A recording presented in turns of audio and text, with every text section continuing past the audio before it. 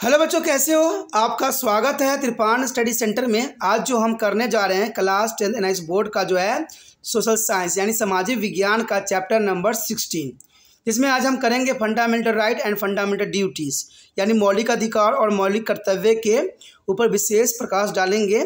ये टॉपिक हर एक क्लास के बच्चों के लिए महत्वपूर्ण रहेगा, चाहे वो सीबीएसई में पढ़ते हों, चाहे एनआईएस बोर्ड के बच्चे हों, चाहे यूपी बोर्ड के बच्चे हों, चाहे बिहार बोर्ड के बच्चे हों, सभी बच्चों के लिए महत्वपूर्ण रहेगा। इवन कि जो बच्चे कॉम्पिटिशन की तैयारी कर रहे हैं उनके लिए भी काफ़ी महत्वपूर्ण ये टॉपिक रहने वाला है। इसमें हम मौलिक कर्तव्य और मौलिक अधिकार के ऊपर जो है काफ़ी प्रकाश डालेंगे और जानेंगे हर एक पहलू पे। लेकिन आपको पता है, चैप्टर स्टार्ट करने से पहले एक बात जो मैं हमेशा कहता हूँ, जिसको आपको सोचना भी चाहिए, विचार भी करना चाहिए और इवन अमल भी करना चाहिए, वो ये है कि जब भी वीडियो देखिए पूरा देखिए, क्योंकि अधूरा जानकारी सदैव खतरनाक होता है। साथ में एक इंपॉर्टेंट बात ये भी रहता है, अगर आप पहली बार वीडियो देख रहे हो तो लाइक शेयर सब्सक्राइब करना मत भूलना, क्योंकि दोस्तों लाइक कीजिएगा तो बनाने वाले का मनोबल बढ़ता है, सब्सक्राइब कीजिएगा तो इससे ये होता है कि जब भी मैं कोई वीडियो डालूंगा उसका नोटिफिकेशन आपको समय रहते मिल जाएगा। और देखिए, शेयर का मतलब ये होता है कि आपके थ्रू न जाने किन बच्चों को हेल्प मिल जाए, ये आप भी नहीं जानोगे, इसलिए जो है आप शेयर जरूर करो, ठीक है। व्हाट्सएप स्टेटस पे भी लगाओ। दोस्तों एनआईएस सेंटर जो कई मानने में बहुत से बच्चों के लिए हेल्पफुल है, चाहे वो 8th क्लास हो, 9th 10th 11th 12th हो, चाहे वो एनआईएस बोर्ड के बच्चे हों, ठीक है, चाहे बीए एमए के बच्चे हो, सभी क्लासों के लिए कुछ ना कुछ जो है त्रिपान सेंटर में उपलब्ध है। तो इसलिए आपके लिए ज़रूरी है कि आप सब्सक्राइब करके इसको चैनल को जो है सेव कर लो, नहीं तो बाद में अगर रिसर्च करोगे तो शायद आपको ये चैनल प्राप्त ना हो। तो इसलिए सोचना नहीं, विचार नहीं करना है, सब्सक्राइब करके जो है अपने पास सेव करना है। दोस्तों ये तो बात था आपके लिए, लेकिन आप देखते हैं हमारा आज टॉपिक क्या है। जीवन उसी का सरल एवं सुलभ होता है जो समय के साथ चले और कुछ नियमों का पालन करे। ये नियम हमें सही रास्तों पे चलना सिखाता है और हमें सही रास्ता भी दिखाता है। इसलिए जब संविधान का निर्माण हुआ तो संविधान निर्माताओं ने इन बातों का विशेष ध्यान दिया कि लोगों को कुछ अधिकार दिया जाए तो कुछ उनका कर्तव्य भी होना चाहिए। तो इसी विचारधारा के साथ जो हमारा टॉपिक आया है अत्यंत महत्वपूर्ण, मौलिक अधिकार। मौलिक अधिकार जो ये काफ़ी महत्वपूर्ण है। कहते हैं मौलिक अधिकार हर एक व्यक्ति को है और इसको जो है सही रूप देना भी महत्वपूर्ण होता है। तो आप बने रहे त्रिपान स्टडी सेंटर के साथ। इसमें जो है मौलिक अधिकार के विस्तार हम जानेंगे और समझेंगे हर एक पहलू को। जो अछूता है उसको भी जानेंगे और जो नया रूल रेगुलेशन लागू हुआ है उसके विषय में भी हम चर्चा करेंगे। तो आप वीडियो जो है अंत तक देखिए, समझिए, तभी समझ में ये पूरी तरह से आएगा। यदि बात हम करें मौलिक अधिकार की, तो मौलिक अधिकार काफ़ी महत्वपूर्ण होता है। जैसे कि हम देखते हैं कि किसी भी व्यक्ति के जीवन के लिए या विकास के लिए अधिकार का होना अत्यंत महत्वपूर्ण है। अगर किसी व्यक्ति का विकास चाहिए या उसका जीवन सुचारू रूप से चलना चाहिए तो अधिकार होना बहुत ज़रूरी है। मान लीजिए अगर आपका घर पर कोई अधिकार नहीं है तो आपका जीवन बेकार हो जाएगा। इसलिए अगर मान लीजिए कोई क्षेत्र में जा रहे हैं लेकिन वहाँ पर जाने का आपका अधिकार नहीं है तो आप बहुत ही मायूस हो जाओगे। तो इसलिए अधिकार काफ़ी महत्वपूर्ण है और भारत के संविधान में इन बातों को विशेष ध्यान दिया गया है कि जो मौलिक अधिकार हैं उनको जो है भारत के लिए हर एक व्यक्ति के लिए जो है सरल एवं सुलभ बनाया गया है। इस अर्थ में अधिकार की एक लंबी सूची होगी, जबकि ये सब अधिकार समाज द्वारा पहचाने भी जाते हैं और इनमें से कुछ अति महत्वपूर्ण अधिकार राज्य द्वारा मान्यता भी दी गई है। तो संविधान में स्थान भी दिया गया है। ऐसे अधिकारों को मौलिक अधिकार कहते हैं। जो अधिकार हमारे संविधान में स्थान दिया गया है और जो हमें अधिकार दिलाता है, ऐसे अधिकारों को हम मौलिक अधिकार कहते हैं। और ये दो कारणों से मौलिक अधिकार कहे जा सकते हैं। प्रथम तो ये कि ये संविधान में उल्लेखित है, यानी ये संविधान में लिखित रूप से विद्यमान है, जिनकी संविधान गारंटी देता है। और दूसरा ये न्याय योग्य है, अर्थात न्यायालय द्वारा बाध्यकारी है। न्याय योग्य होने का अर्थ यह है कि इन अधिकारों का हनन होने पर व्यक्ति इनकी रक्षा के लिए न्याय में जा सकता है। यानी कहीं आपके अधिकारों का हनन होता है या आपको बाधा दी जाती है तो आप इसके रिगार्डिंग न्याय में जो है अपील कर सकते हो और जो न्याय है वो आपको अधिकार देगा जो मौलिक अधिकार आपको प्राप्त होना चाहिए। सरकार द्वारा कोई ऐसा कानून बनाया जाता है जो इनको सीमित करता है तो न्याय उस कानून को असामान्य कर देता है। यानी सरकार भी अगर ऐसा कोई रूल रेगुलेशन बनाता है जो कि व्यक्तियों को मौलिक अधिकार का हनन करता है, तो इसको जो है उच्च न्यायालय और न्यायालय द्वारा जो है कानून पास करके सरकार द्वारा बनाया गया रूल रेगुलेशन को भी खंडित किया जा सकता है। तो आप समझ सकते हो कि मौलिक अधिकार कितने महत्वपूर्ण हैं। अब हम देखते हैं कि खंड 3 में जो है मौलिक अधिकार के कौन कौन प्रावधान हमारे किए गए हैं। संविधान ने भारतीय नागरिकों को 6 मौलिक अधिकार प्रदान किया है। यानी देखा जाए तो 6 मौलिक अधिकार हैं, लेकिन जो एक नया आर्टिकल जोड़ी गई है जिसके विषय में हम विस्तार पूर्वक अंत में चर्चा करेंगे, ठीक है, तो जो महत्वपूर्ण रहेगा।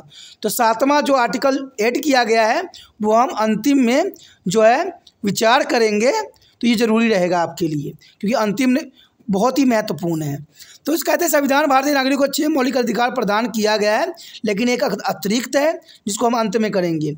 इसमें पहला जो है समानता का अधिकार, दूसरा है स्वतंत्रता का अधिकार, तीसरा है शोषण के विरुद्ध अधिकार, चौथा है धार्मिक स्वतंत्रता का अधिकार, 5वां संस्कृति एवं शिक्षा संबंधी अधिकार, और उसके बाद 6वां जो है सर्वैधानिक उपचार का अधिकार। तो ये 6 अधिकार हमें संविधान ने दिया है, ठीक है, भारतीय संविधान खंड 3 में उल्लेखित है। हालांकि मौलिक अधिकार सार्वभौमिक है। संविधान में कुछ अपवाद और प्रतिबंध भी दिए गए हैं। कहते हैं कुछ अधिकार है तो कुछ जो है प्रतिबंधित भी किए गए हैं और कुछ अपवाद भी हैं। तो ये तब आपको समझ में आएगा जब आप इसको विस्तार पूर्वक चर्चा कीजिएगा और समझने की कोशिश कीजिएगा। इस बॉक्स में जो काफ़ी महत्वपूर्ण बात दिया गया है कि मूल संविधान में 7 मौलिक अधिकार दिए गए थे।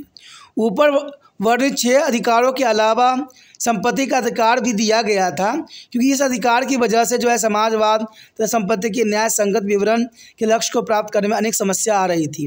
अंततः 1978 में जो है 44वें संविधान संशोधन द्वारा इसे मौलिक अधिकार की सूची से हटा दिया गया।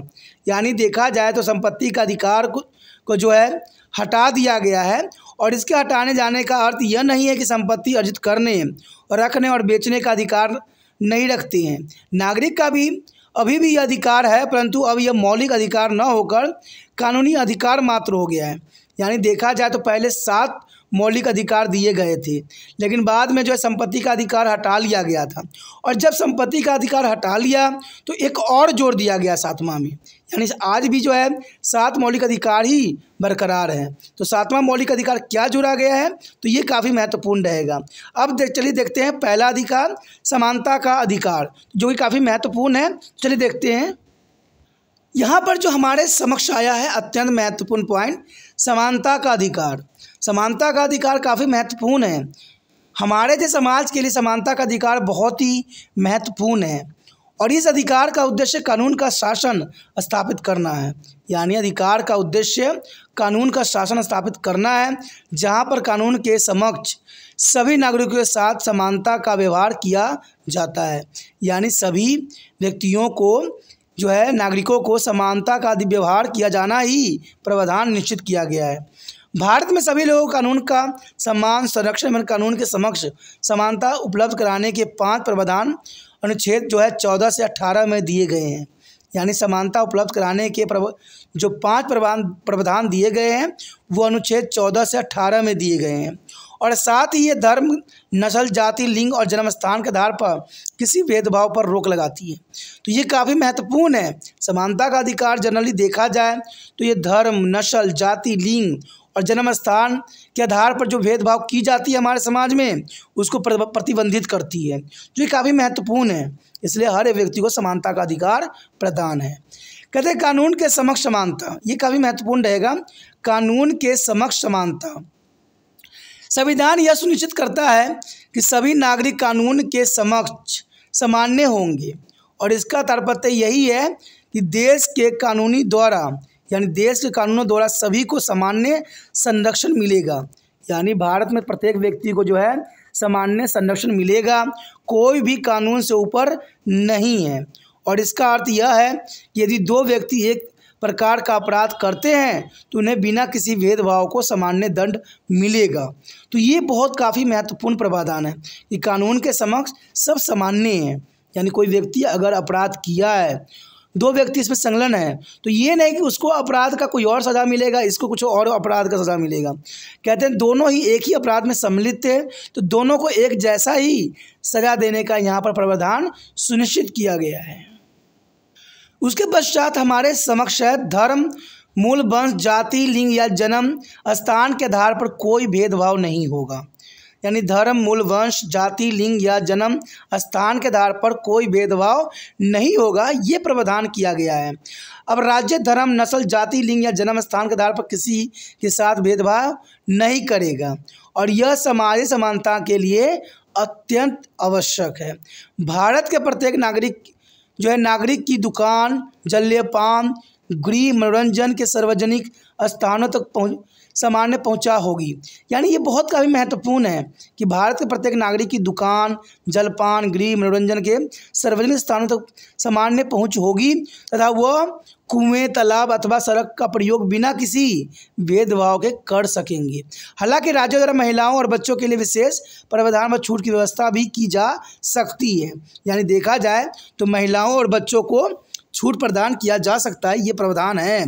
लेकिन देखिए पहले के समय में था कि लोग जो थे एक ही कुआं के पानी नहीं पीते थे, तालाबों का एक ही जाति के लोग इस्तेमाल करते थे, दूसरे जाति का इस्तेमाल करने का प्रतिबंधित था। लेकिन जब भारत का संविधान लागू किया गया तो इन छुआछूत की भेदभावों को विशेष महत्व रखा गया, क्योंकि उस समय जितना भी समय थी बहुत ही काफ़ी महत्वपूर्ण था, क्योंकि वो सारे समय जो था काफ़ी महत्वपूर्ण था। उसके पश्चात हमारे समक्ष आता है सार्वजनिक रोजगार के मामलों में सभी नागरिकों को अवसर समानता।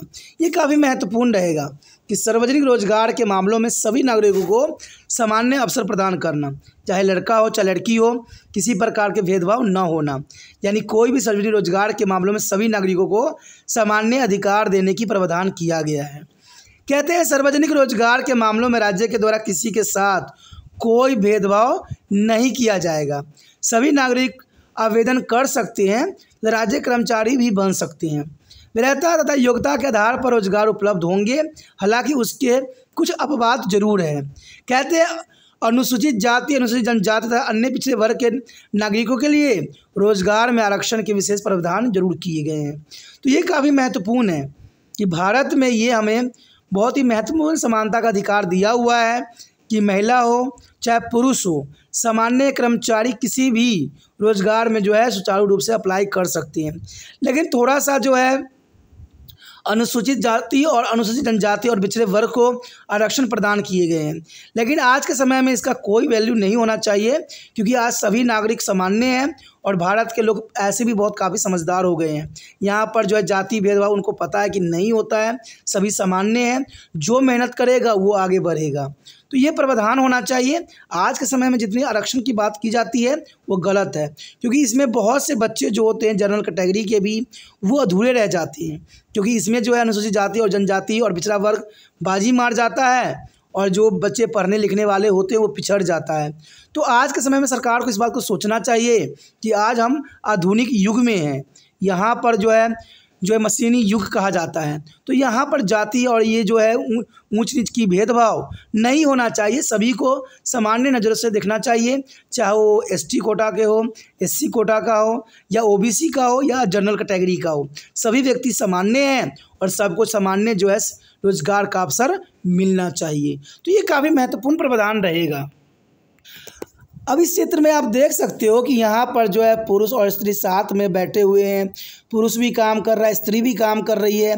तो यहाँ पर कोई भी लिंग भेदभाव नहीं दर्शाया गया है, इसमें सबको सामान्य अधिकार दिया गया है और यही हमारे समाज के लिए जो है काफ़ी महत्वपूर्ण भी है।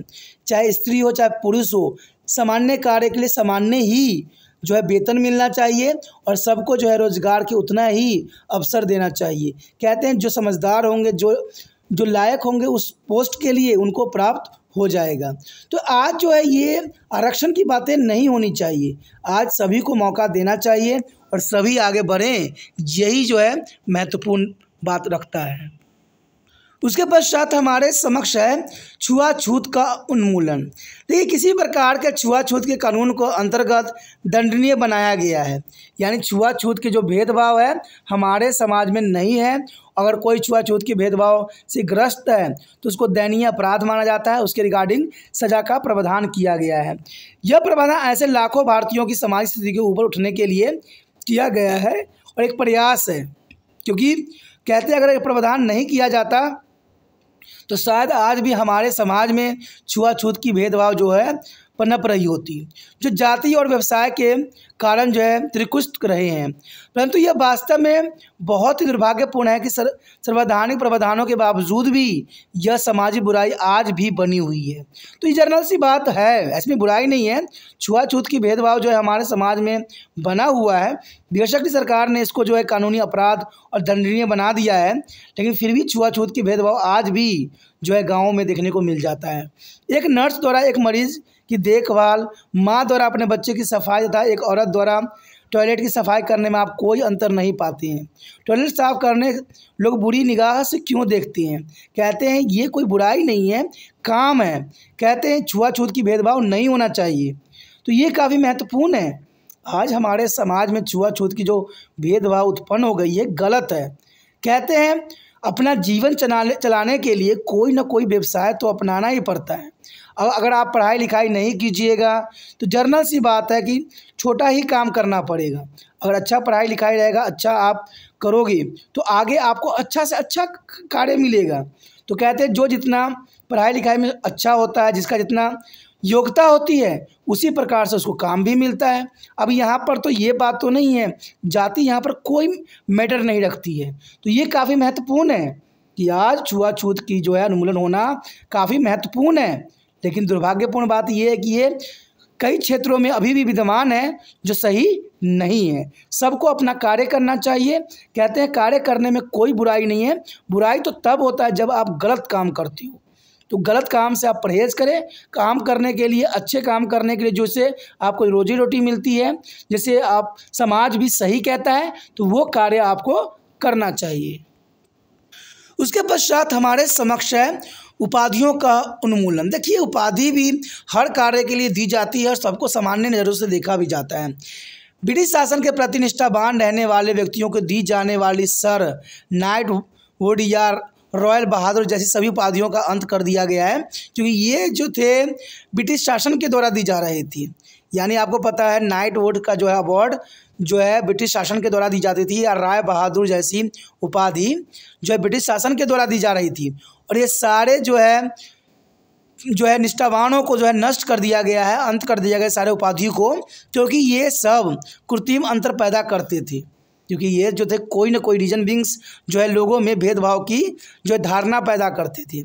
हालांकि विभिन्न क्षेत्रों में राष्ट्र की उत्तम सेवा करने वाले भारतीयों को राष्ट्रपति द्वारा नागरिक और सैन्य जो है पुरस्कार भी दिए जाते हैं।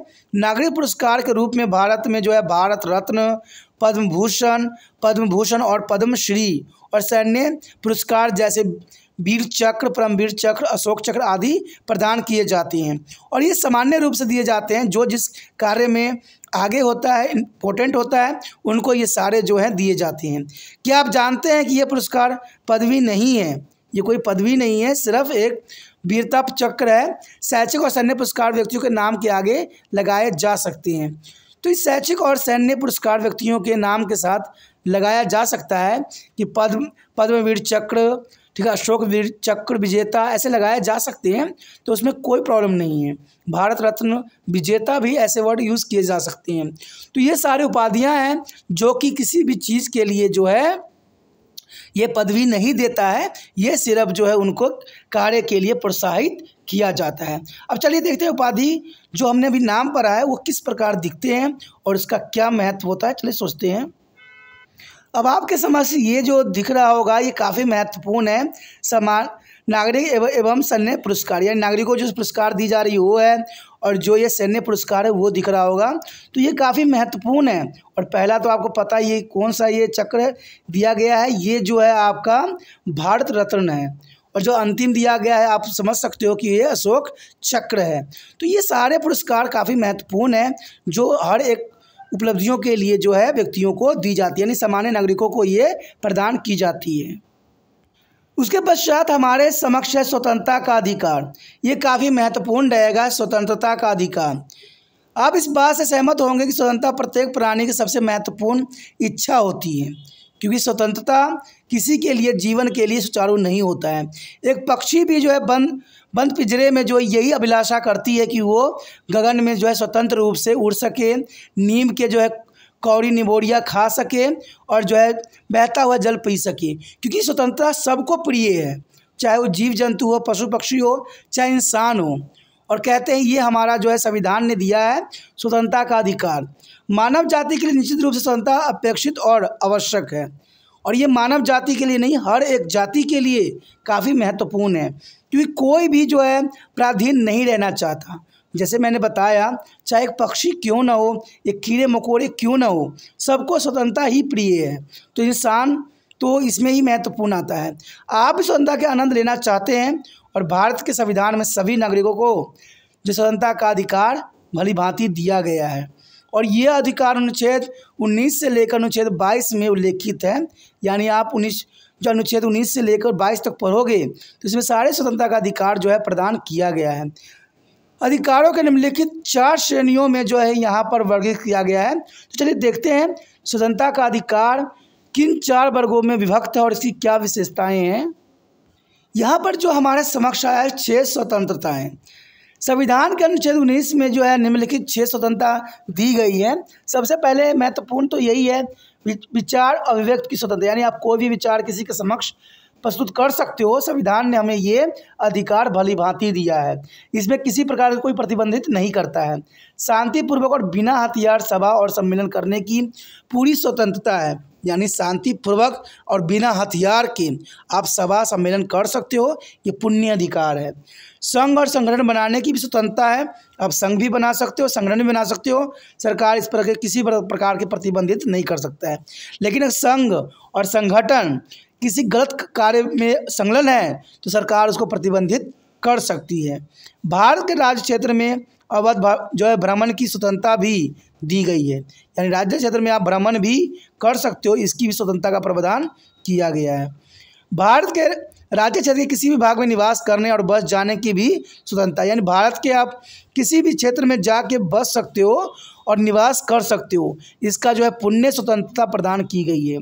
कोई वृत्ति आजीविका व्यापार और कारोबार करने की पुण्य स्वतंत्रता है, आप कोई भी वृत्ति आजीविका व्यापार कर सकते हो, इसमें आपको पुण्य स्वतंत्रता प्राप्त है।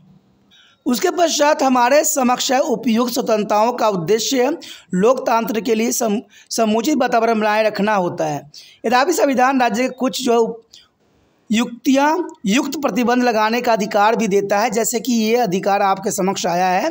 तो कहते हैं विचार अभिव्यक्ति स्वतंत्रता पर भारत की प्रभुता और अखंडता, राज्य की सुरक्षा और विदेश राज्य के साथ मैत्रीपूर्ण संबंध और लोक व्यवस्था, शिष्टाचार या सदाचार के हितों के अथवा जो है न्यायालय की जो है अवमानना, मानहानि या अपराधी उद्दीपन के संबंध में जो है युक्त प्रतिबंध लगाए जा सकते हैं।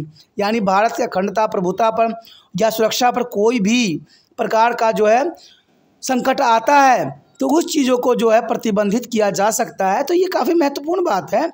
शांतिपूर्वक और बिना हथियार सभा और सम्मेलन करने की स्वतंत्रता पर भारत की प्रभुता और अखंडता या लोक व्यवस्था के हितों में उपयुक्त प्रतिबंध लगाए जा सकते हैं। और मान लीजिए शांतिपूर्वक और बिना हथियार सभा सम्मेलन तो आप कर रहे हो, लेकिन भारत की अखंडता और प्रभुता पर जो है आप चोट पहुंचा रहे हो, तो इसके अंतर्गत जो है इस पर प्रतिबंध लगाया जा सकता है। अब देखिए यहाँ पर एक बात आया है कि भारत की प्रभुता और अखंडता, प्रभुता का मतलब होता है और अखंडता का क्या मतलब है। यानी आपको पता है भारत जो है कहते हैं ये भारत जो है कई धर्मों का राष्ट्र है, यहाँ पर हम एक हैं और यही अखंडता हमारी बनाती है। हम सब एक हैं, यही हमारे लिए महत्वपूर्ण है और ये अखंडता प्रभुता का जो है महत्वपूर्ण बात रखती है। लेकिन जो आज नेता जो बड़े बड़े पद पे विद्यमान हैं और जो बड़े बड़े जो है साधु संत लोग सब जो ये बात वर्णन करते हैं कि भारत हिंदू राष्ट्र है, तो देखिए सरकार इस पर क्यों नहीं कदम उठाती है और इस पर क्यों नहीं कहते। सरकार ही जो है हिंदुत्व की राग अलाप रही है, तो ये बहुत महत्वपूर्ण बात है कि हमारी जो है प्रभुता और अखंडता पर बहुत बड़ा जो है बड़े बड़े नेता लोग जो है प्रहार कर रहे हैं, और इस पर जो है न्यायालय को सामने आना पड़ेगा, क्योंकि ये चीज़ें गलत है और आने वाला समय में हमारे देश में बहुत तरह के जो है विडंबनाएं खड़ा कर सकता है। तो ये चिंता है, और ये चिंता मुझे लगता है कि आने वाला समय में सही भी होगा, क्योंकि जैसे विचारधारा चल रही है आज के समाज में वो कदाचित सही नहीं है, और ये हमारे भारत के लिए प्रभुता और अखंडता के लिए बहुत बड़ा जो है संकट बन सकती है। तो ये मैं इतना इसलिए कह रहा हूँ क्योंकि ज़रूरी है, हम एक हैं और हमारा देश एक है, हम सबको मिलजुल के रहना चाहिए। यहाँ पर ना तो कोई हिंदू धर्म को प्रभुता दे, ना कोई मुस्लिम धर्म को प्रभुता दे, न सिख धर्म की प्रभुता दे, न ईसाई न जैन, किसी भी धर्म को प्रभुता ना दे। यहाँ पर सभी धर्म के लोग रहते हैं, प्यार से रहते हैं और सभी निवास करेंगे, यही हमारा संविधान जो है सुनिश्चित करता है। तो ये काफ़ी महत्वपूर्ण बात है। कहते हैं संघ और संगठन बनाने की स्वतंत्रता पर भारत की प्रभुता और अखंडता या लोक व्यवस्था का सदाचार के हित में उपयुक्त प्रतिबंध लगाए जा सकते हैं। देखिए, संघ और संगठन बनाने की स्वतंत्रता सरकार ने पुण्य दी है, लेकिन अगर संघ और संगठन कोई गलत कार्य में संलग्न है तो जर्नल सी बात है, उस पर प्रतिबंध तो लगेगी ही लगेगी। जैसे आपको पता है, अगर आपने संघ बनाया, संगठन बनाया, आपने देखते ही होंगे कितने व्हाट्सएप ग्रुप में जो है ग्रुप बनाए जाते हैं तो उनको सरकार के द्वारा प्रतिबंधित भी लगा दिया जाता है। रीजन यही होता है कि आप गलत मैसेज कर रहे होते हो, भड़का रहे होते हो लोगों को। तो ये अगर आप करते हो तो इसके रिगार्डिंग आपको सज़ा भी दी जा सकती है और आपको प्रतिबंधित भी किए जाने का पूर्ण प्रावधान है। उसके पश्चात हमारे समक्ष भारत के राज्य क्षेत्र में सर्वथा अवंध भ्रमण की स्वतंत्रता, यानी हम कहीं भी जाके भ्रमण कर सकते हैं, कहीं भी घूम सकते हैं। बस जाने की स्वतंत्रता पर साधारण जनता के हितों में या किसी अनुसूचित जनजाति के हितों के संरक्षण के लिए उस पर प्रतिबंध लगाए जा सकते हैं। तो ये काफ़ी महत्वपूर्ण है। कहते हैं कोई वृत्ति आजीविका व्यापार या कारोबार की स्वतंत्रता जो है आधार पर जनता के हितों में उपयुक्त प्रतिबंध लगाए जा सकते हैं।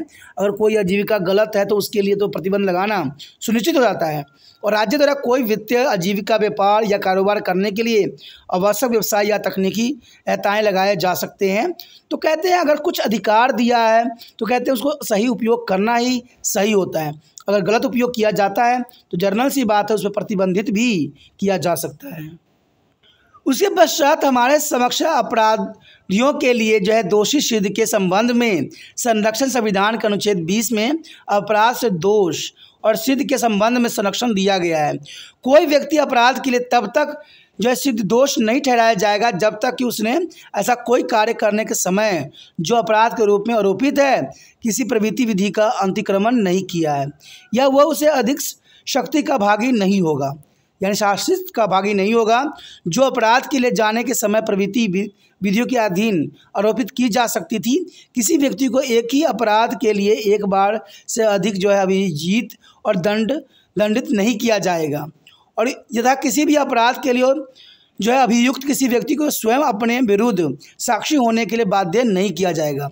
इसका मतलब यही आता है कि अपराध अगर कोई व्यक्ति करता है, जब तक वो दोषी करार नहीं होता है तब तक जो है उसको आरोपी कहना गलत होता है, क्योंकि वो अपराध कहते सिद्ध होना जरूरी है, और ये अनुच्छेद 20 में भी वर्णित है। दूसरी बात ये भी आता है कि कोई भी व्यक्ति को वह जबरन जो है अपना साक्षी नहीं बना सकता। आपने देखा होगा कि आज अगर अदालत में जाते हैं कोई चीज़, अगर टीवी फिल्मों में भी देखते हो तो जो साक्ष्य होते हैं सारे झूठे गवाह होते हैं और इसको लोग पेश कर देती हैं, और मान लो उनकी झूठ पकड़ी जाती है, बाद में ये बात अदालत को पता लगती है तो जो झूठा गवाही दिया है उसके प्रति भी जो है वहाँ अदालत एक्शन ले सकता है। तो ये बात यहाँ पर प्रावधान किया गया है, और किसी को ज़बरदस्ती जो है आप ये बातें नहीं करोगे कि उसके खिलाफ आप गवाही दो। तो ये सारी बातों का प्रावधान है, लेकिन देखा जाए तो आज जो है कोर्टों में यही सब बात चलती रहती है और आधे से अधिक झूठे गवाहों को पेश किया जाता है, और कहते हैं जो निर्दोष होता है उसको जो है दोषी करार करके जो है उनको सज़ा दे दी जाती है। तो ये प्रावधान कहते हैं गलत है और सही नहीं है।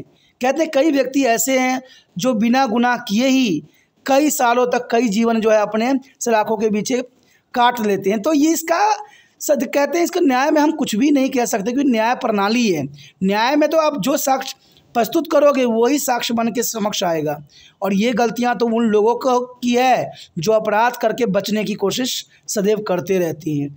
तो चलिए, इसमें हम कुछ भी नहीं कह सकते। अगला जो है हमारा प्रावधान, प्राण और दैहिक स्वतंत्रता का संरक्षण। तो ये काफ़ी महत्वपूर्ण है कि प्राण और दैहिक स्वतंत्रता का संरक्षण, जैसा कि संविधान के अनुच्छेद 21 में दिया गया है, किसी व्यक्ति को उसके प्राण या दैहिक स्वतंत्रता के विधि द्वारा स्थापित प्रक्रियाओं के अनुसार वंचित किया जाएगा, अन्यथा नहीं। यानी जो दैहिक स्वतंत्रता दी गई है, प्राण की स्वतंत्रता दी गई है, वो बाध्य किया जाएगा कि नहीं, इस बात का सुनिश्चित वो स्वयं ही करेगा। तो ये काफ़ी महत्वपूर्ण बात है। उसके पश्चात हमारे समक्ष आता है कुछ दशाओं में गिरफ्तारी और निरोध के संरक्षण। देखिए, जब गिरफ्तारी होती है तो वो भी एक प्रावधान बनाया गया है, और ये आर्टिकल अनुच्छेद जो है 22 में दिया गया है कि किसी भी व्यक्ति को जो गिरफ्तार किया गया है, ऐसी गिरफ्तारी कारणों का जो है यथाशीघ्र अवगत कराए बिना अभिरक्षा प्रतिरोध नहीं की रखा जाएगा, और अपनी रुचि के विधि व्यवसायी से परामर्श करने और प्रतीक्षा करने के अधिकार से वंचित नहीं रखा जाएगा। प्रत्येक व्यक्ति को जो गिरफ्तार किया गया है और अभिरक्षा में निरुद्ध रखा गया है, गिरफ्तारी के स्थान से जो है मजिस्ट्रेट के न्यायालय तक यात्रा के लिए आवश्यक समय को छोड़कर ऐसी गिरफ्तारी से 24 घंटे की अवधि में निकटतम जो है मजिस्ट्रेट के समक्ष पेश किया जाएगा। तो ये काफ़ी महत्वपूर्ण प्रावधान है कि 24 घंटे के अंदर अंदर जो है मजिस्ट्रेट के सामने पेश किया जाएगा, और ऐसे व्यक्ति को जो मजिस्ट्रेट के प्राधिकार के बिना उपयुक्त अवधि से अधिक अवधि के लिए अभिरक्षा में विरोध नहीं रखा जाएगा। यानी जब जितना मजिस्ट्रेट कहेगा उतने टाइम तक ही उसको रखने का प्रावधान रहेगा। निवारक निरोध का उपबंध करने वाले किसी भी विधि को अधीन गिरफ्तार या निरुक्त व्यक्ति को 3 माह की अवधि के भीतर सलाहकार बोर्ड के समक्ष पेश किया जाएगा। देखिए, ये प्रावधान काफ़ी महत्वपूर्ण है कि कोई भी गिरफ्तारी को जो है 24 घंटे के अंदर अंदर जो है मजिस्ट्रेट के सामने पेश किया जाएगा, और बोर्ड के समक्ष जो है 3 माह के अंतर्गत पेश करने का प्रावधान किया गया है।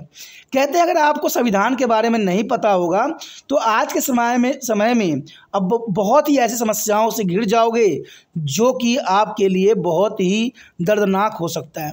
इसलिए इस चीज़ की प्रावधान होना बहुत काफ़ी महत्वपूर्ण है, और साथ में जानकारी भी रखना बहुत ज़रूरी है। कहते हैं, जो व्यक्ति के पास जानकारी होते हैं वो तो हर एक मुसीबत से बहुत ही आसानी से निकल जाते हैं। उसके पश्चात हमारे समक्ष आता है स्वतंत्रताएं और प्रयुक्त प्रतिबंध। देखिए, स्वतंत्रता क्या दिया है और उसमें क्या प्रतिबंध लगाया गया है। विचार अभिव्यक्त की स्वतंत्रता, यानी विचार अपना पेश करने की पुण्य स्वतंत्रता होती है, लेकिन इस बात के लिए स्वतंत्रता नहीं है कि हिंसा को भड़काने के लिए व्यक्ति समूही भ्रमण का प्रतिबंध कर दिया गया है। यानी अगर हिंसा भड़काने के लिए अगर आप कोई भी विचार गलत रखते हो तो ये प्रतिबंधित है। ये जो है को हमारा कानून जो है इसका अधिकार नहीं देता है। संघ और संगठन बनाने की पूर्ण स्वतंत्रता है, लेकिन देखा जाए तो जुआ, वेश्यावृत्ति, नशीले पदार्थ के व्यापार जैसे जो है कारोबार की अनुमति नहीं देना। यानी संघ संगठन तो आप बना सकते हो, लेकिन अगर आप जुआ खेल रहे हो, वेश्यावृत्ति कर रहे हो, नशीले पदार्थ के व्यापार कर रहे हो, ग्रुप बना के, संघ बना के, तो सरकार इस पर प्रतिबंधित पुण्य कर देती है, जो कि सही भी है। उसके पश्चात है शांतिपूर्वक और बिना हथियार सभा और सम्मेलन की स्वतंत्रता। आप शांतिपूर्वक सभा सम्मेलन कर सकती हो, इसमें कोई बुराई नहीं है, लेकिन हवाई अड्डे के पास निवास करने के लिए मनाही है, क्योंकि हवाई अड्डे आपको पता है बहुत ही संवेदनशील जगह होता है। तो वहाँ पर जो है आप कोई भी सभा या कोई भी सम्मेलन नहीं कर सकते, क्योंकि ये काफ़ी संवेदनशील एरिया होता है, तो यहाँ पर करने का प्रावधान नहीं है। भारत के राज्य क्षेत्र में सर्वथा अवध भ्रमण की स्वतंत्रता, यानी राज्य क्षेत्र में आप जो है भ्रमण कर सकती हो, लेकिन लोगों में जो सांप्रदायिक हिंसा भड़काने वाली भाषा को जो है प्रयोग द्वारा प्रतिबंध किया गया है। अगर मान लो कि आप भ्रमण कर रहे हो, लेकिन ऐसा नहीं है कि आप सांप्रदायिक हिंसा भड़का रहे हो। अगर आप सांप्रदायिक हिंसा करते हो कि जाति के नाम पे अगर हिंसा भड़का रहे हो, तो ये जो है सरकार के द्वारा प्रतिबंधित किया जाने के पुण्य प्रावधान किया गया है। उसके पश्चात है भारत के राज्य क्षेत्र के किसी भी भाग में निवास करने और बस जाने की स्वतंत्रता हमें प्रदान है, लेकिन कहते हैं आतंकवादी गतिविधियों की सहायता करने के लिए संगम के निवास की मनाही की गई है। अगर मान लीजिए आप किसी भी क्षेत्र में निवास कर सकते हो, रह सकते हो, ये आपकी पुण्य स्वतंत्रता है, लेकिन आप किसी भी आतंकवादी को जो है आश्रय नहीं दे सकती। और कोई व्यक्ति अपराधी किस्म का है, अगर उसको आप आश्रय देते हो तो सरकार के द्वारा जो है कदम उठाई जा सकती है। उसके पश्चात है कोई वृत्ति आजीविका व्यापार या कारोबार करने की पुण्य स्वतंत्रता है। आप कोई भी जो है आजीविका व्यापार या कारोबार स्वतंत्रतापूर्वक कर सकते हो, लेकिन शांतिपूर्वक बिना हथियार भाग लेना, यानी आपको जो है इसमें शांतिपूर्वक तथा बिना हथियार के करने की प्रावधान है। तो देखिए ये कुछ स्वतंत्रताएं दी गई है, तो कुछ यहाँ पर जो है प्रतिबंधितता भी दी गई है। तो ये काफ़ी महत्वपूर्ण रहता है हर एक क्लास के बच्चों के लिए और समझने के लिए। कुछ हमें स्वतंत्रता दिया हुआ है तो कुछ प्रतिबंध भी लगाए गए हैं, तो ये जानना आपके लिए काफ़ी महत्वपूर्ण रहेगा। उसके पश्चात हमारे समक्ष है शोषण के विरुद्ध अधिकार। क्या आपने कभी सोचा है कि हमारे समाज में कितनी तरह का शोषण किया जा रहा है? आपने छोटे बच्चों को चाय की दुकान पर काम करते हुए अवश्य देखा होगा। गरीब और निरक्षर व्यक्तियों को अमीर लोगों के घरों में ज़बरदस्ती काम करते हुए देखा ही होगा। पारंपरिक रूप से भारतीय समाज श्रेणी में विभाजित रहा है, जो शोषण के कई रूपों में जो है प्रोत्साहित करता ही रहा है। इसलिए संविधान में शोषण के विरुद्ध प्रावधान दिए गए हैं। संविधान के अनुच्छेद 23 और अनुच्छेद 24 में शोषण के विरुद्ध अधिकार दिया गया है और ये कुछ हमें दिया गया है प्रावधान जो कि काफ़ी महत्वपूर्ण है। तो ये काफ़ी महत्वपूर्ण है। देखिए कहते हैं 14 साल से कम उम्र के बच्चों को कहीं भी काम कराना कानूनी अपराध है, लेकिन ये कानूनी अपराध तो है, लेकिन अगर आप देखिएगा तो बहुत से चाय के दुकान पे, बहुत से फैक्ट्रियों में, बहुत से बड़े बड़े घरों में जो है 14 साल से कम उम्र के बच्चों के जो है शोषण किया जा रहा है। तो ये कहते हैं कानून बना हुआ है, लेकिन इस पर कोई भी प्रतिबंध जो है कड़ाई से नहीं देखने को मिला है। तो ये काफ़ी महत्वपूर्ण बात है कि कहते हैं प्रावधान तो है, लेकिन इसको सख्ती से लागू नहीं किया गया है। कहते हैं मानव का जो है दुर्व्यापार और बाल श्रम का प्रतिबंधित।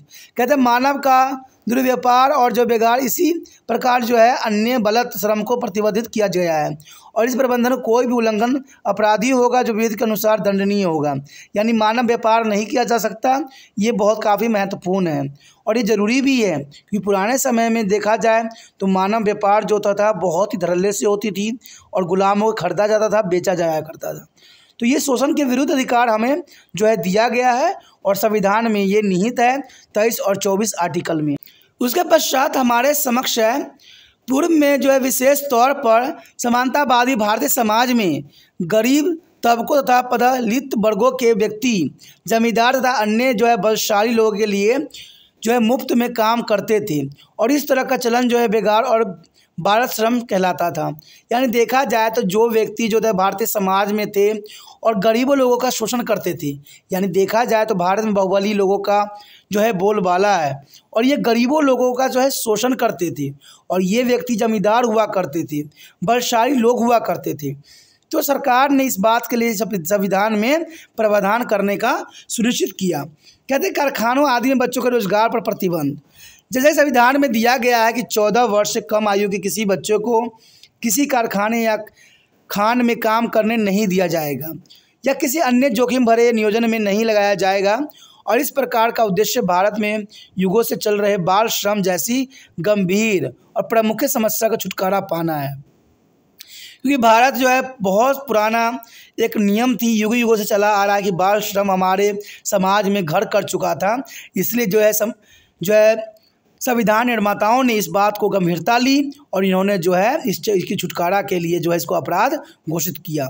बच्चे समाज की जो है परिसंपत्ति है और खुशहाल बचपन तथा शिक्षा प्राप्त करना उनका आधारभूत अधिकार है, क्योंकि बच्चे आपको पता है आने वाले भविष्य हैं, तो भविष्य को जो है सुनिश्चित करना काफ़ी महत्वपूर्ण रहता है। कहते हैं जब तक भविष्य सुनिश्चित नहीं किया जाएगा तब तक जो है भारत खुशहाल नहीं हो सकता। जैसे कि नीचे चित्र में भी दिखाया गया है तथा आपने भी देखा होगा कि संवैधानिक प्रावधानों के बावजूद अनेक स्थानों पर बाल श्रम की समस्या आज भी देखी जा सकती है। यानी देखा जाए तो इस पर प्रतिबंध भी लगाया गया है, लेकिन बाल मजदूर की श्रम देखा जाए तो आज हर क्षेत्र में और कहते हैं सरकार के नाक के नीचे किया जा रहा है, जो गलत है, सही नहीं है और इस पे जो है सरकार को जो है बलपूर्वक या कहते हैं कानून को सख्त बना के इसको जो है रोकने की आवश्यकता है। और ये दुर्भावना को इसके विरोध में जनमत के आधार पर भी दूर किया जा सकता है, लेकिन ऐसा नहीं हो रहा है हमारे समाज में, तो ये बहुत चिंता का विषय है। अब यहाँ पर आप देख सकते हो कि जोखिम भरी परिस्थिति में काम करते हुए कुछ बच्चों को यहाँ दर्शाया गया है। तो ये बच्चे कई तरह के काम में संलग्न है और ये काम साधारण है, लेकिन फिर भी कहते हैं बाल मजदूरी कराना कानूनी अपराध है। और देखिए सारे बच्चे जो यहाँ पर लगे हुए, कुछ इसी प्रकार का दृश्य कई फैक्ट्रियों में आपको देखने को सहज और सरल मिल जाएगा। उसके पश्चात हमारे समक्ष आता है धार्मिक स्वतंत्रता का अधिकार। ये काफ़ी महत्वपूर्ण है। जैसा कि आप जानते हैं, प्रस्तावना के उद्देश्य के रूप में नागरिकों के लिए विश्वास, धर्म तथा उपासना की स्वतंत्रता प्राप्त करने की घोषणा की गई है। क्योंकि भारत में अनेक धर्म हैं, जहाँ हिंदू, मुस्लिम, सिख, ईसाई अन्य समुदाय साथ साथ रहते हैं। संविधान में भारत के पंथ निरपेक्ष राज्य घोषित किया गया है, यानी सेकुलरिज्म कहा गया है। और इसका अर्थ यह है कि भारत राज्य का अपना कोई धर्म नहीं है। अब देखिए ये संविधान में कितनी महत्वपूर्ण बात बताई गई है कि भारत राज्य का अपना कोई धर्म नहीं है। लेकिन आज मैं वो प्रश्न पूछता हूँ, जो बड़े बड़े लोग सब जो है भारत को हिंदू राष्ट्र क्यों बनाना चाहते हैं, जबकि यहाँ पर साफ लिखा हुआ है कि भारत पंथ निरपेक्ष राज्य है। और इसका अर्थ है कि भारत राज्य का कोई धर्म नहीं है, यानी भारत राज्य का कोई अपना कोई धर्म नहीं है। यहाँ पर सभी धर्मों को जो है पूर्ण स्वतंत्रता है, किसी एक धर्म को प्रायोरिटी हम नहीं दे सकते। तो देखिए उन बड़े बड़े नेता के मुंह से ये क्यों शब्द निकल रहे हैं कि भारत हिंदुत्व राष्ट्र है। इवन कि बड़े बड़े साधु संतों के मुंह से भी यही बात देखने को मिल रहा है। तो ये बहुत बड़ी विडंबना है, क्योंकि ये बड़े बड़े लोग होते हैं और ये गलत सोच विचार जो है हमारे देश में फैला रहे हैं, और जिसके कारण बहुत तरह की प्रॉब्लम आने वाला समय में देखने को मिल सकता है। तो मैं तो यही कहूँगा उन सभी व्यक्तियों को थोड़ा सा जो है संविधान की लिखी हुई बातों को अनुसरण करें और भारत को जो है कहते हैं पंथ निरपेक्ष राज्य ही रहने दें। क्योंकि अगर ऐसा न हुआ तो ये खतरे का सबब बन सकता है आने वाला समय में, जो कि बहुत ही दुर्भाग्यपूर्ण स्थिति रहेगी। परंतु नागरिकों को अपनी पसंद से किसी भी धर्म को मानने, पूजा करने की स्वतंत्रता पुण्य दी गई है। परंतु जैसे अन्य लोगों के धार्मिक विश्वास और आराधना पद्धतियों में हस्तक्षेप नहीं होना चाहिए। ये स्वतंत्रता विदेशों से भी प्राप्त है और धार्मिक स्वतंत्रता के संबंध में संविधान में अनुच्छेद जो है 25 और 28 में जो उपलब्ध किए गए हैं, यानी 25 और 28 जो आर्टिकल्स हैं सभी को पढ़ना चाहिए और इससे कुछ ज्ञान हासिल करना चाहिए। उसके पश्चात हमारे समक्ष है अंतःकरण की स्वतंत्रता और धर्म के अवैध रूप से मानने, आचरण और प्रचार करने की स्वतंत्रता। ये काफ़ी महत्वपूर्ण रहेगा। सभी व्यक्तियों को अंतःकरण स्वतंत्रता का और धर्म के अवैध रूप से मानने, आचरण करने और प्रचार करने का सामान्य अधिकार दिया गया है। हालांकि इसका यह मतलब नहीं है कि बलपूर्वक अथवा लालच देकर किसी एक व्यक्ति द्वारा दूसरे का जो है धर्म परिवर्तन कराया जाए। साथ ही कुछ अमानवीय, गैर कानूनी और अंधविश्वासी चलन पर रोक लगा दी जाएगी। देखिए ये काफ़ी महत्वपूर्ण बात है कि ये प्रावधान किया गया है कि आप किसी को बलपूर्वक जो है धर्म परिवर्तन नहीं कर सकते, या लालच देकर भी जो है धर्म परिवर्तन करने के लिए बाध्य नहीं कीजिएगा। लेकिन देखा जाए तो भारत में ये कार्य जो धड़ल्ले से हो रही है। आज लोगों को बलपूर्वक भी धर्म परिवर्तन किए जा रहे हैं, चाहे लालच देकर भी किया जा रहा है। लेकिन हमारा संविधान ये दोनों चीज़ों को गलत कह रहा है। बलपूर्वक भी और लालच देकर भी जो है धर्म परिवर्तन करना अपराध है। लेकिन ये अपराधी भी जो है आज हमारे समाज में ये सारे कार्य बेखूबी कर रहे हैं और देश को जो है खोखला करते चले जा रहे हैं, जो कि सही नहीं है। कहते हैं हमारा समाज में अगर इस प्रकार की प्रथाएं प्रचलित रहेगी तो हमारा समाज जो है एक समाज बन के रह जाएगा। उसके पश्चात हमारे समक्ष आता है कि देवी देवताओं तक किसी भी अलौकिक शक्ति के प्रसाद, स्वयं रूपी पशु बलि या नर बलि जैसे चलन पर रोक लगा दी गई है। यानी ये काफ़ी महत्वपूर्ण बात बताई गई है कि देवी देवताओं को किसी भी अलौकिक शक्तियों को जो है प्रसाद के रूप में पशु बलि या नर बलि देना जो है कानूनी अपराध है। क्योंकि सभी जीव जंतुओं का जीने का अधिकार है, सभी को जो है जीने का परम अधिकार है। तो इसमें जो है किसी को बलि देना हमारे संविधान में जो है सुनिश्चित नहीं किया गया है और इसको जो है अपराध घोषित किया गया है। इसी तरह सती प्रथा के नाम पर विधवा को अपने पति के शव के साथ इच्छा से अथवा बलपूर्वक जिंदा जलाने पर भी रोक लगा दी गई। और इसमें जो है सबसे महत्वपूर्ण बात रही राजा राम मोहन राय जी का, जिन्होंने जो है लॉर्ड विलियम बेट्रिक्स जो गवर्नर उस समय थे उनसे कह के इन्होंने इस बात पे प्रतिबंध लगा दिया गया, जो कि बहुत महत्वपूर्ण था। उस समय कहते हैं छोटे छोटे बच्चों के साथ बहुत ही दुराचार होता था। जो बच्चे का बचपन में शादी हो जाता था, अगर मान लीजिए वो बच्चा है और बच्चा जो है उसके पति मर जाता है, तो जबरन इतने कम उम्र में जो है बच्चों को जला देना, लड़कियों को जला देना कदाचित उचित नहीं था। तो इसलिए सरकार ने जब संविधान निर्माण हुआ तो इस बात पे बहुत जोर दिया गया, क्योंकि ये सबसे बड़ी हमारे समाज में कुप्रथाएं थी जो कि काफ़ी महत्वपूर्ण है। और साथ में देखा जाए तो विधवाओं को दूसरी शादी की अनुमति भी नहीं दिया गया था, अथवा सिर का जो है मुंडन करा देना, सफ़ेद कपड़े पहनने पर मजबूर करना अन्य सामाजिक बुराई थी जो धर्म के नाम पर बलपूर्वक किया जा रहा था। और आज भी देखा जाए तो ये प्रावधान कई क्षेत्रों में बेखूबी उपलब्ध है और लोग ऐसा करते हैं। बेशक सती प्रथा आज ख़त्म हो गई है, लेकिन बाल मुड़वाने, सफ़ेद कपड़ा पहनने, इस सारे चीज़ों के लिए उनको बाध्य किया जाता है, जो कि सही नहीं है। ऊपर उल्लेखित प्रतिबंधों के अलावा राज्य के पास धर्म में जुड़ी हुई आर्थिक, वित्तीय, राजनीतिक अथवा अन्य पद निरपेक्ष गतिविधियों के संचालन करने की शक्ति होती है।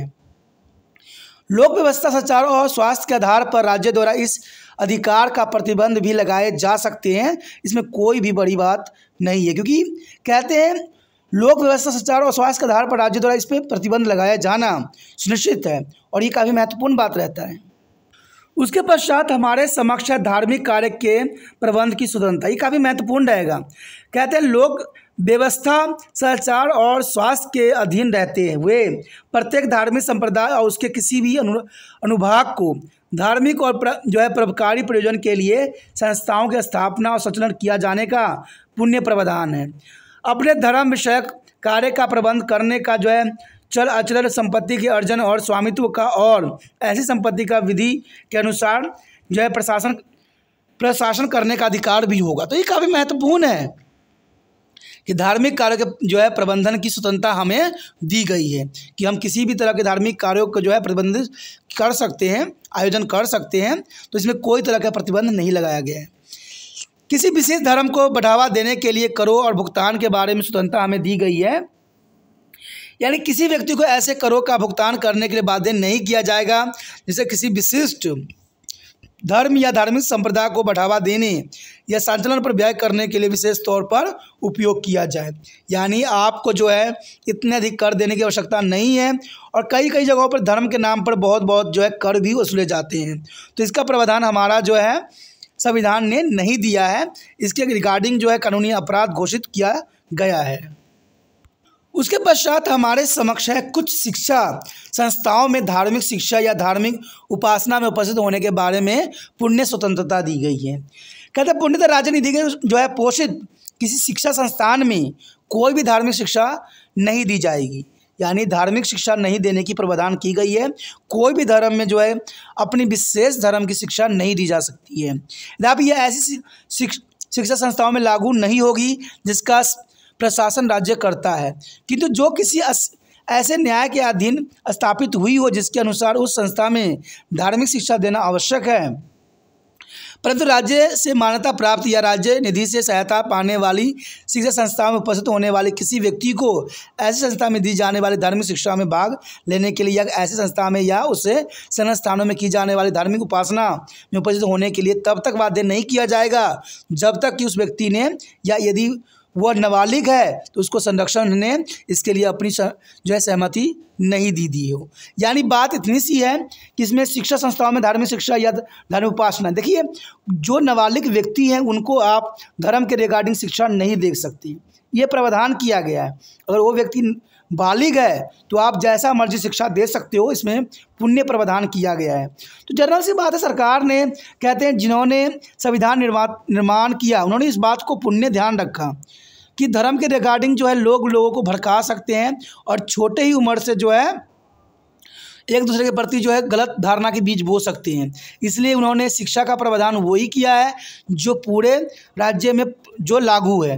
वो अपने धर्म के रिगार्डिंग शिक्षा नहीं दे सकते, वो भी जो है नाबालिग लोगों को, क्योंकि नाबालिग लोग तो कहते हैं एक तरह से कच्चे मिट्टी के समान होते हैं, उनको जैसे मुड़िएगा वैसे वो मुड़ जाते हैं। आपने देखा होगा कई टीवी पे न्यूज़ पे कि अगर हम देखा जाए जम्मू कश्मीर के साथ चले जाइए तो वहाँ पर छोटे छोटे बच्चों की ऐसे भाषा होती है जो कहते हैं बहुत ही दुखदायक परिस्थिति पैदा कर सकती है। तो ये हमने टीवी पे भी देखा है, कई जगहों पर बच्चों को सुनते भी देखा है। तो उनके मनों में इतनी भेदभाव भरी हुई है जिसका आप वर्णन नहीं कर सकते। मुझे तो ये बात जब सुन रहा था तो मुझे तो हिटलर की बातें याद आ गई। हिटलर ने भी कुछ ऐसी तरह का प्रावधान जो है किया था कि वहाँ पर जो है बच्चों के प्रति प्योर ब्लड जो है जन्म देने के लिए माँओं को बाध्य किया गया। बच्चों में कूट कूट के जो है भरा गया कि आप जो है प्योर ब्लड हो और जो प्योर ब्लड नहीं होगा उसको आप घृणा करो। यानी यहूदियों के साथ वो लोग घृणा करते थे। तो वही बात मुझे आज भी जो है बहुत जगह क्षेत्रों में देखने को मिल रहा है। तो मुझे ऐसा लगता है जैसे हिटलर कोई ना कोई रूप में अभी भी हमारे समाज में विद्यमान है। उसके पश्चात हमारे समक्ष है संस्कृति और शिक्षा संबंधी अधिकार। ये काफ़ी महत्वपूर्ण है। भारत संस्कृति, शिक्षा, भाषा एवं धर्मों की विविधता लिए हुए दुनिया का सबसे बड़ा लोकतांत्रिक देश है। हम जो है कई धर्मों हमारे देश में हैं, इसलिए जो है हम लोकतांत्रिक कहलाते हैं। यानी दुनिया का सबसे बड़ा लोकतंत्र हमारे पास है जिसमें संस्कृति, लिपि, भाषा और धर्मों की विविधता प्रेजेंट है। और मान लीजिए अगर ये सब खत्म हो जाए तो हम तो लोकतंत्र कहलाएंगे ही नहीं। तो ये काफ़ी महत्वपूर्ण है। जैसा कि हम जानते हैं कि लोकतंत्र बहुत्तम शासन है, परंतु इसके सफलतापूर्वक संचालन के लिए अल्पसंख्यक भी सामान्य रूप से काफ़ी महत्वपूर्ण है। इसलिए अल्पसंख्यकों की भाषा, संस्कृति, धर्म के संरक्षण भी काफ़ी महत्वपूर्ण बन जाती है ताकि बहुलतम के शासन के प्रबंधन में अल्पसंख्यक अपेक्षित और जो है कमज़ोर महसूस न कर सकें, क्योंकि लोग अपनी संस्कृति अथवा भाषा पर गर्व महसूस करते हैं। और इसलिए एक विशेष अधिकार जिसे संस्कृति तथा शैक्षिक अधिकार के नाम से जाना जाता है, कहते मूला अधिकार अध्याय में सम्मिलित भी किया गया है। और अनुच्छेद 29 से 30 में इस प्रावधान भी किए गए हैं। यानी 29 और 30 जब आर्टिकल पढ़िएगा तो इसमें इस बात की पुण्य जो है जानकारी दी गई है। और ये काफ़ी महत्वपूर्ण है कि हमारा देश जो है बड़ा लोकतंत्र देश है। और लोकतंत्र इसलिए है क्योंकि यहाँ पर संस्कृति, लिपि, भाषा, धर्म की काफ़ी विविधता पाई जाती है। और आज जो लोग एक धर्म बनाने के चक्कर में हैं वो हमारे देश को नष्ट करने के फिराक में हैं। उसके पश्चात हमारे समक्ष है अल्पसंख्यकों के हितों का संरक्षण। ये काफ़ी महत्वपूर्ण है कि अल्पसंख्यकों के हितों का संरक्षण प्रदान किया गया है। यानी किसी भी अल्पसंख्यक वर्ग को जिसकी अपनी विशेष भाषा, लिपि, संस्कृति है उसे बनाए रखने का अधिकार होगा। राज्य द्वारा पोषित या राज्य निधि से सहायता पाने वाली किसी भी शिक्षा संस्थाओं में प्रवेश से किसी भी नागरिक को केवल धर्म, नस्ल, जाति, भाषा या उनमें से किसी भी आधार पर वंचित नहीं किया जाएगा। तो ये काफ़ी महत्वपूर्ण है। लेकिन देखा जाए तो आज आप कई क्षेत्रों में देख लीजिएगा तो ये धर्म, नस्ल, जाति, भाषा जरूर भेदभाव देखने को मिल जाएगा। इवन कई स्कूल होते हैं वहाँ पर उनका अपना एक कोड होता है। कोई बच्चा अगर धागा भी बांध के जाता है तो उसको निकलवा देते हैं। तो ये कहते हैं अल्पसंख्यक हितों के संरक्षण नहीं है। ये काफ़ी महत्वपूर्ण बात भी है। लेकिन देखा जाए तो ये कई संस्थाओं में ये देखने को मिला है और मैंने सुना भी है इस बात का। उसके पश्चात शिक्षा संस्थाओं की स्थापना और प्रशासन जो है करने का अल्पसंख्यक के वर्गों का अधिकार। धर्म या भाषा पर आधारित सभी अल्पसंख्यक वर्गों को अपनी पसंद की शिक्षा संस्थाओं की स्थापना और प्रशासन का अधिकार पुण्य दिया गया है। और धर्म या भाषा पर आधारित किसी भी अल्पसंख्यक वर्ग द्वारा स्थापित और प्रशासित शिक्षा संस्थाएं संपत्ति के अनिवार्य अर्जन के लिए उपबंध करने वाली विधि बनाते समय राज्य सुनिश्चित करेगा कि ऐसी संपत्ति के अर्जन के लिए ऐसी विधि द्वारा नियत या उसके अधीन अवधारित रकम इतनी हो उस अखंड के जो है प्रभुत्व अधिकार निलंबित या निराकृत न हो जाए। शिक्षा संस्थाओं की सहायता देने में राज्य किसी जो है शिक्षा संस्था के विरुद्ध इस आधार पर विभेद नहीं करेगा कि वह धर्म या भाषा पर आधारित किसी अल्पसंख्यक वर्ग के प्रबंधन में हो। तो ये सारे प्रावधान जो है हमारे संविधान में की गई है। उसके पश्चात हमारे समक्ष है संवैधानिक उपचार का अधिकार। तो ये काफ़ी महत्वपूर्ण है क्योंकि मौलिक अधिकार न्याय योग्य है और इसी तरह से जो है प्रभूति है और ये प्रवर्तनीय है। यदि किसी व्यक्ति के मूलाधिकार का उल्लंघन होता है तो वह सहायता के लिए न्याय में जा सकता है, परंतु वास्तविकता ऐसी नहीं है। हमारे देश जो है हमारे दैनिक जीवन में मूल्य अधिकारों का अतिक्रमण और उल्लंघन एक जो है विचारणीय विषय बन गया है। यही कारण है कि हमारा संविधान विधायक और कार्यपालिका को इस अधिकार को प्रतिबंधित करने की अनुमति नहीं देता है। संविधान हमारे मूलाधिकारों को संरक्षण के लिए कानूनी उपचार प्रदान करता है। अनुच्छेद 32 के अंतर्गत जो उल्लेखित उसे संवैधानिक उपचार का अधिकार कहा जाता है। यदि हमारे किसी मूलाधिकार का उल्लंघन होता है तो हम न्याय द्वारा न्याय की मांग कर सकते हैं और हम सीधे उच्च न्यायालय में भी जा सकते हैं, जो इस मूलाधिकार प्रबंधन के लिए निर्देश, आदेश और रिट जारी कर सकता है। यानी संवैधानिक उपचार का अधिकार हमें पुण्य प्राप्त है और ये आर्टिकल जो है 32 में लिखी हुई है। उसके पश्चात जिसके बारे में हम बात कर रहे थे कि 7वां आर्टिकल जो जोड़ा गया है वो है शिक्षा का अधिकार।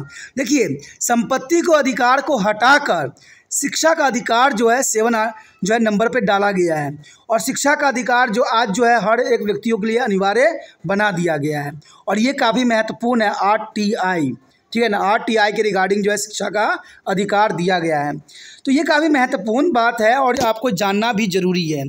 शिक्षा का अधिकार वर्ष 2002 में 86 में संविधान संशोधन द्वारा जो है मूलाधिकार को अध्याय में एक नया अनुच्छेद 21A के रूप में जोड़ा गया।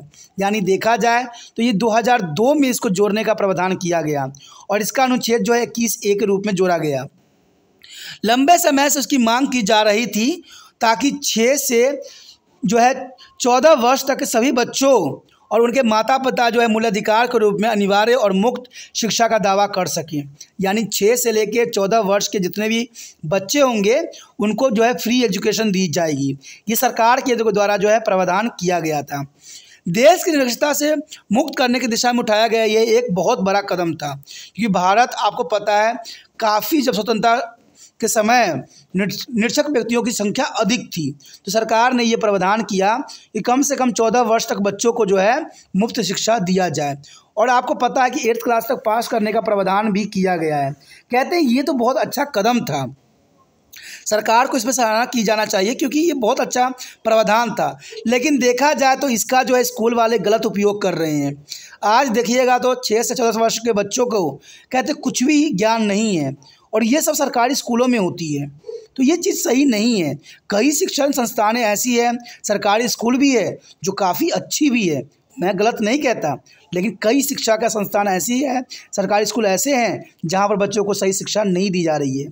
तो ये काफ़ी दयनीय स्थिति है। मान लीजिए अगर कोई प्राइवेट स्कूल में बच्चा जा रहा है और कोई टीचर मिसिंग है तो उसकी जगह दूसरा जो है टीचर को हायर कर लिया जाता है। लेकिन वही सरकारी स्कूल में अगर आप देखिएगा, अगर जो टीचर है छुट्टी पर चला गया है तो बच्चों को जो है छुट्टी करके घरों में भेज देती हैं। तो ये प्रावधान कहाँ तक उचित है और कहाँ तक अनुचित है, इस बात के लिए आप कमेंट जरूर करना, जरूर मुझे लिख के भेजना। दोस्तों जब तक आप एक कदम सच्चाई के ऊपर नहीं उठाइएगा तब तक जो है सच की कभी भी जीत नहीं हो सकती है। कहते हैं कुछ अच्छी बातें होती है तो उसको सपोर्ट करने की भी आवश्यकता होती है। लेकिन देखा जाए तो परंतु इसे जोड़ना जाना अर्थहीन बना रहा, परंतु इसे जोड़ा जाना देखिए अर्थहीन रहा, क्योंकि 2009 तक इसे लागू नहीं किया जा सका। और 2009 में शिक्षा का अधिकार अधिनियम संसद द्वारा पारित किया गया। तो इस संविधान के उद्देश्य 6 से 14 वर्ष के सभी बच्चों को जो भारत में स्कूल से बाहर हैं उन्हें स्कूल को लाना तथा उन्हें जो गुणवत्ता युक्त शिक्षा जो कि उसका अधिकार है सुनिश्चित करना। अब देखिए, गुणवत्ता युक्त शिक्षा, सरकार ने कभी इस बात पे ध्यान दिया है कि जितने भी सरकारी स्कूल में बच्चे मुफ्त पढ़ रहे हैं क्या उनमें गुणवत्ता युक्त शिक्षा दी जा रही है कि नहीं दी जा रही है? सरकार ने कभी भी मुड़ के नहीं देखा। और कभी सरकार का आगमन भी होता है तो स्कूल वाले भी बहुत ही इंटेलिजेंट होते हैं। वो क्या करते हैं, कुछ चुना बच्चों को यानी इक्का दुक्का बच्चों को चुन लेते हैं जो थोड़ा सा हल्का सा पढ़ने में ठीक हो और सरकार के सामने पेश कर देते हैं कि देखिए हमारा शिक्षा स्तर कितने ऊंचे हैं। लेकिन सरकार ने कभी ये प्रश्न नहीं उठाया कि जब आपके 40 बच्चों की बैच है तो ये 20 बच्चे आप 10 बच्चे क्यों आज आए हैं। ये बात सोचने वाली है। हमारे देश में ऐसा कहते हैं हर जगह हो रहा है। आज सरकार को बेवकूफ़ बनाया जा रहा है। आप देखिए, कोई भी रोड अगर सरकार गुजरती है तो सरकार के आने से पहले उसको जो है साफ़ सुथरा चिकना कर देती है और उसके बाद दुर्दशा देखिए, गड्ढे बन जाते हैं, बच्चे गिरते हुए नज़र आते हैं। तो ये कैसा सरकार की नीति है कि आप चलो तो साफ़ है, हम चले तो गड्ढा है। तो ये सारी बातें काफ़ी महत्वपूर्ण थी जिसमें हम यहाँ पर चर्चा किए, मौलिक अधिकार के बारे में जाना। अब मौलिक अधिकार के बारे में आप जाने हो तो मौलिक कर्तव्य के बारे में भी जानना अत्यंत महत्वपूर्ण है। तो आपको बने रहना पड़ेगा तिरपान स्टडी सेंटर के साथ, ठीक है। अगर आपको ये वीडियो अच्छी लगी, समझ में आया, तो लाइक शेयर सब्सक्राइब जरूर कीजिए। जितना हो सके इस वीडियो को शेयर कीजिए, और शेयर करने के लिए कुछ नहीं करना है, यूट्यूब से लिंक को कॉपी करना है और व्हाट्सएप स्टेटस पर लगा देना है, ठीक है दोस्तों। जब तक आप शेयर नहीं कीजिएगा तिरपान सेंटर आगे नहीं बढ़ पाएगा और आपके लिए अच्छे से अच्छे वीडियो बनाने में सक्षम नहीं हो पाऊंगा, ठीक है। अगर आप पहली बार वीडियो देख रहे थे, अगर आपको अच्छा लगा तो चैनल को सब्सक्राइब करके अवश्य अपने मोबाइल में सेव कर लीजिए। सोचिए नहीं कि सोचने वाली बात गलत कामों के लिए होता है, अच्छे बात के लिए सोचना नहीं होता है। जो रेड बटन आपको सब्सक्राइब का दिख रहा है उसको दबाइए और तिरपान स्टडी सेंटर के साथ जुड़ जाइए।